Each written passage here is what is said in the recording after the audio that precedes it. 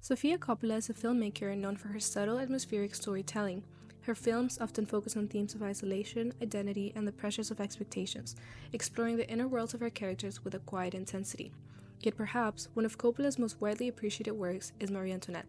This film is a bold reimagining of the life of France's most infamous queen.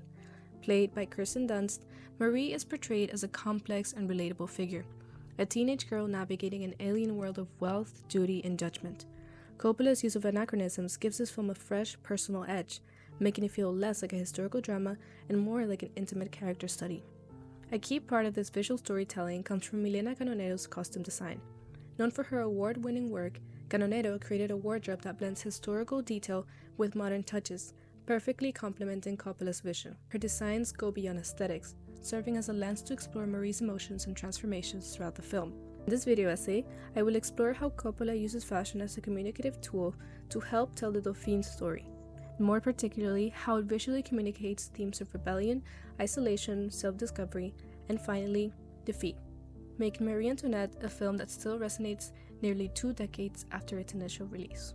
When we first see Marie Antoinette, she's a teenage girl dressed in a simple pale blue gown with no makeup. Her appearance is soft and understated, reflecting her youth and innocence.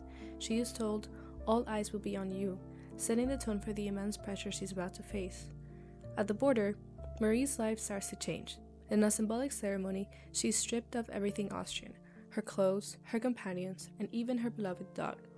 Her pale blue dress is replaced with a French white gown, which feels pure and fresh, like a new beginning, but it also shows how she's being turned into something new to fit the French expectations. In this first scene, encounter between Marie Antoinette and her soon-to-be destiny, the French court officials are immediately different, stiff, formal, and dressed in heavy, intricate clothing, which is dark.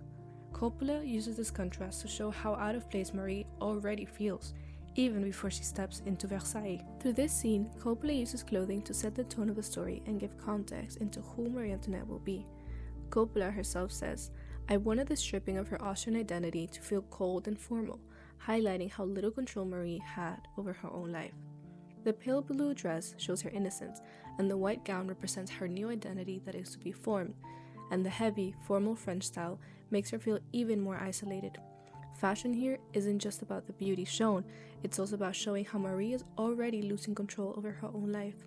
Yet perhaps one of the most striking visual metaphors for Marie's isolation comes later on in the film, in a scene where she stands in a room wearing a floral dress that matches the ornate wallpaper around her. This perfect, precise design almost makes her seem like she's disappearing into the background, swallowed by the very palace that confines her.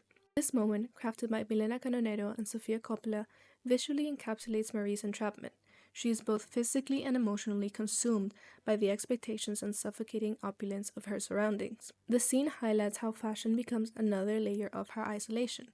Instead of allowing her to stand out, her clothing makes her blend into the excess of her size, reinforcing her lack of individuality and agency. Coppola uses this imagery to show how the life of luxury that seems so enviable is in reality a prison for her. The floral patterns, while beautiful, feel almost claustrophobic in this scene, symbolizing how the Dauphine is drowning under the weight of her role and the unrelenting scrutiny of those around her. This moment highlights the theme of isolation. Marie is trapped, not only by the physical walls of Versailles, but by the invisible walls of expectations, judgment, and loneliness that define her existence as queen. It's a haunting reminder of how the world she inhabits, though shiny, ultimately also consumes her. As the Dauphine settles into Versailles, court life's rituals are suffocating to her, and this only ever amplifies her rebellion. The scene that captures this perfectly by Coppola is Marie's morning dressing ceremony. What should be an intimate, private moment becomes an absurd play of hierarchy, with multiple people of the court arguing over who has the privilege of handing her a piece of clothing. As Marie stands half-dressed, waiting for the chaos to end, we see her growing realization that her life is no longer her own. Here, Milena Canoneto's costume design plays a crucial role, as Marie's gown in the scene is a delicate and ornate, emphasizing how out of place she feels in this elaborate world.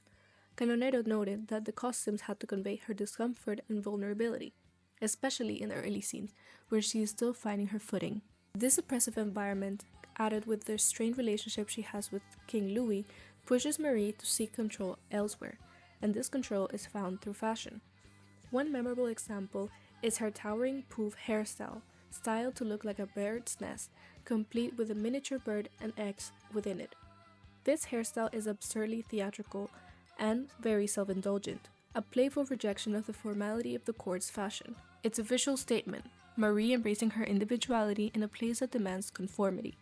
Due to Marie's intense spending, her rebellion also has consequences. At once, she is confronted by Louis' advisors for spending way too much money, particularly on fashion and parties.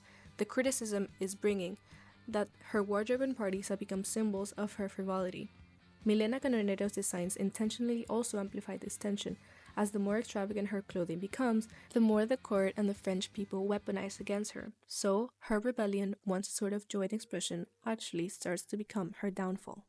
Yet before this downfall catches up to her, Marie Antoinette's retreat to the Petit Trianon actually represented a quiet rebellion against the life imposed on her, and a search for self-discovery. After years of rigid court protocols and endless judgment, she tries to create a space where she can embrace a simpler and more authentic life. This is a shift in her fashion, also reflected, as the towering wigs and heavy gowns are gone, and instead she opts to adopt for more soft dresses reminiscent of her Austrian roots, like the ones we saw at the beginning of the movie. Sofia Coppola captures this tension very nice. In an interview, she explained that the Petit Trianon was Marie's way of creating a bubble for herself, a place to breathe, but even there the outside world was still pressing in against her. The light, flowing fabrics and understated designs speak to her desire for freedom and authenticity, contrasting sharply with the heavy, constrictive gowns of Versailles. Milena Canonero designed these dresses to evoke the pastoral ideal, emphasizing how Marie's longing to escape the suffocating expectations of royalty. Coppola's decision to draw inspiration from natural tones and textures further connects these costumes to Marie's inner world. The muted palettes of whites, creams, and soft greens suggest a woman stripping away the artifice of her role and seeking solace in something real. However, the simplicity of the garments, while authentic to her newfound sense of self, becomes another reason for her critics to ridicule her. In this way, fashion is used as a communicative tool to show Marie's growing awareness of herself and the impossibility of escaping the judgment that surrounds her. As the revolution advances, Marie's life undergoes a stark transformation, and her costumes reflect this dramatic shift. What remains now are muted, somber tones and simple, practical designs, a visual representation of the weight of her downfall. Milena Canonero's costume design captures this contrast, illustrating how Marie's journey has come full circle, from extravagant rebellion to a subdued acceptance of her fate.